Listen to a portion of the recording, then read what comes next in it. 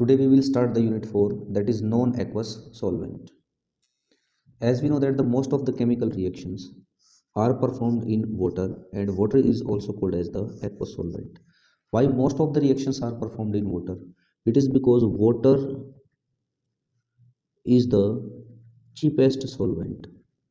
सबसे सस्ता solvent है water, और water जो है easily available है. It is easily available, and water exists in all the states, that is in solid states, liquid state and in the gaseous state on अर्थ पर water हमें तीनों स्टेट्स में आसानी से मिल जाता है. लेकिन प्रॉब्लम ये है कि वाटर जो है 0 डिग्री सेल्सियस के ऊपर आइस में चेंज हो जाता है, और वाटर जो है 100 डिग्री सेल्सियस के ऊपर वेपर्स में कन्वर्ट हो जाता है. At 100 degree Celsius, water become vapors. So, अगर हमें कोई रिएक्शन 0 डिग्री सेल्सियस से कम पे स्टडी करनी है तो उस केस में वाटर को सॉल्वेंट के तौर पर हम यूज़ नहीं कर सकते, और अगर किसी रिएक्शन को हमें 100 डिग्री सेल्सियस के ऊपर स्टडी करना है तो भी हम वाटर को यूज़ नहीं कर सकते. सो इसीलिए वाटर सॉल्वेंट के तौर पर एक लिमिटेशंस भी रखता है, जैसे 0 डिग्री से कम और 100 डिग्री से ज़्यादा वाटर को हम यूज़ नहीं कर सकते. सो कुछ ऐसे सॉल्वेंट हैं वाटर से अलावा जिनको हम इन कंडीशंस में यूज़ कर सकते हैं. ऐसे सॉल्वेंट को हम कहते हैं नॉन एक्वस सॉल्वेंट. तो the solvent other than water के अलावा solvent which are used to perform a chemical reaction, जिनका किसी केमिकल रिएक्शन को परफॉर्म करने में यूज़ किया जाता है, are called as non aqueous solvent.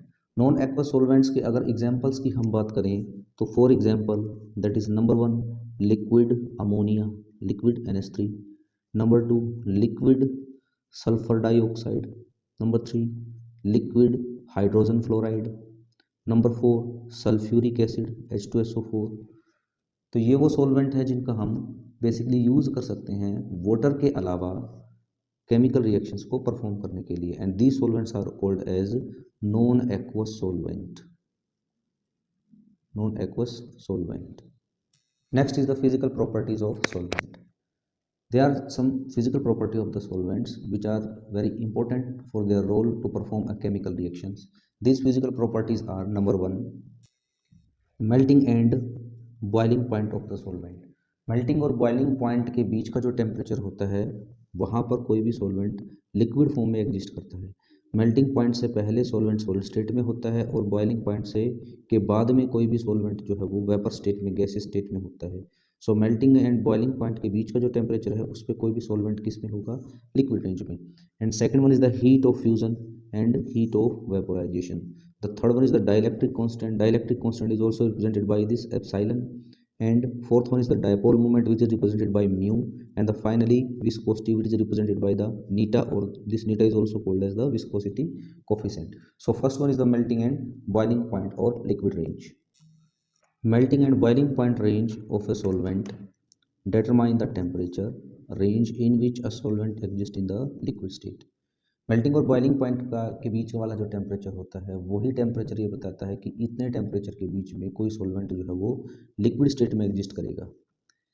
Example के तौर पर जैसे वाटर वी नो कि 0 डिग्री से लेकर और 100 डिग्री के बीच में वाटर जो है लिक्विड रेंज में रहेगा.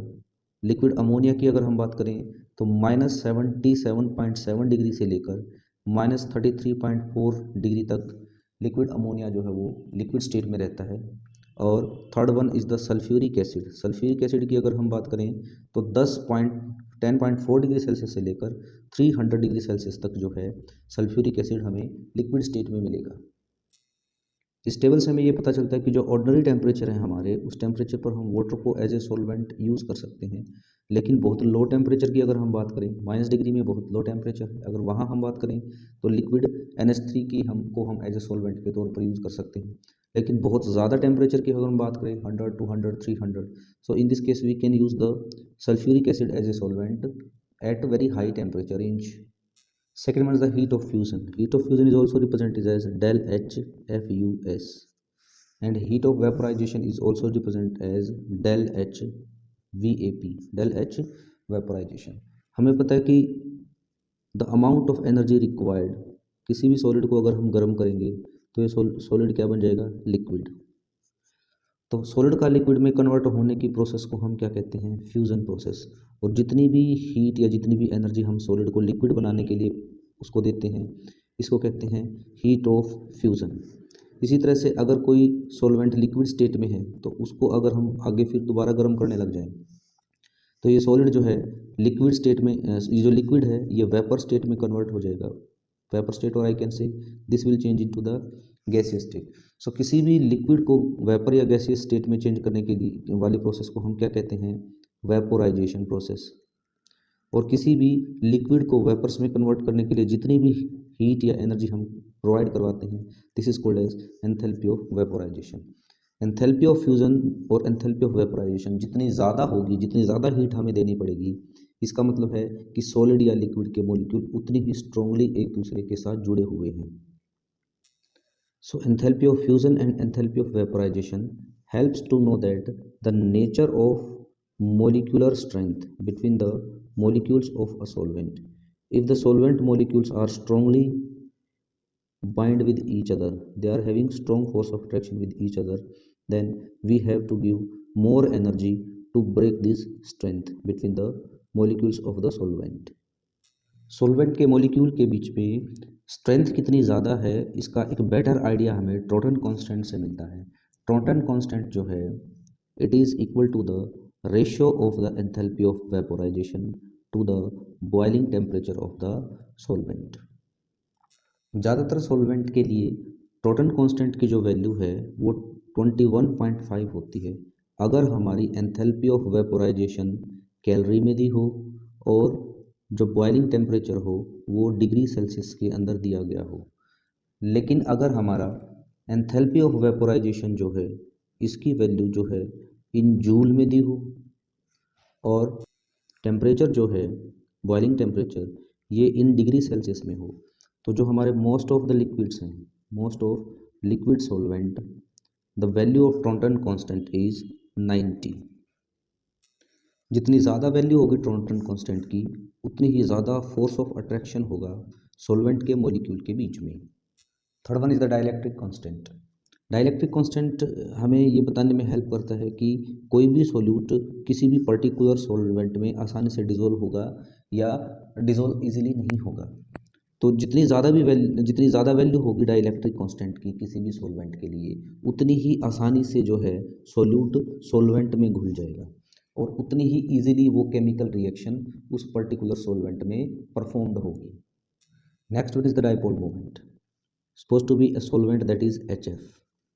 HF is a polar solvent because due to the high electronegativity of the fluorine atom, fluorine pull the bond pair electron towards itself, due to which the shifting of the pair of electron takes place toward F atom, due to which the F atom carry partially negative charge and this H atom carry partially positive charge. So there are two poles formed.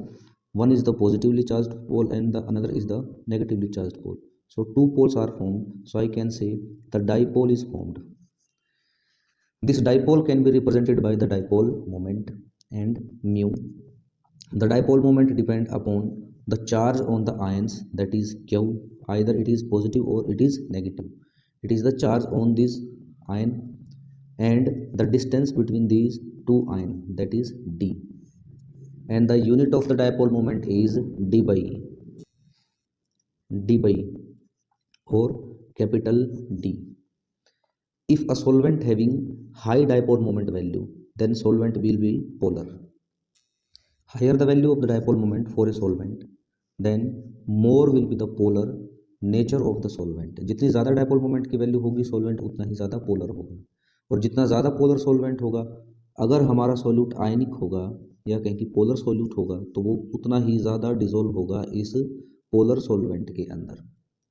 So more will be the polarity or dipole moment of the solvent, more will be the solubility of the ionic solute in this solvent. The fifth one is the viscosity. Viscosity अगर किसी भी solvent की ज़्यादा है तो वो solvent ज़्यादा गाढ़ा होगा और गाढ़े सॉल्वेंट में आयंस और मॉलिक्यूल्स को मूव करने में प्रॉब्लम होगी, स्लोली मूव करेंगे. अगर आयंस ज़्यादा विस्कस सॉल्यूशन में स्लोली मूव करेंगे तो कुछ फिजिकल प्रोसेस हैं जैसे कि प्रेसिपिटेट का बनना, फिल्टर होना या फिर क्रिस्टल्स फॉर्मेशन होना। ये प्रोसेस बहुत धीरे से होंगी और इन प्रोसेस के होने में ज़्यादा टाइम लगेगा। इसी के अपोजिट अगर हम देखें, हमारे सॉल्वेंट की विस्कोसिटी पहले से कम है, तो ऐसे केसेस में जो सॉल्वेंट है उसके अंदर जो ये फिजिकल प्रोसेस है, like as precipitation, filtration, crystallization, ये प्रोसेस जो है बड़ी इजीली होंगी और कम टाइम लेंगी, कम टाइम कंज्यूम करेंगी।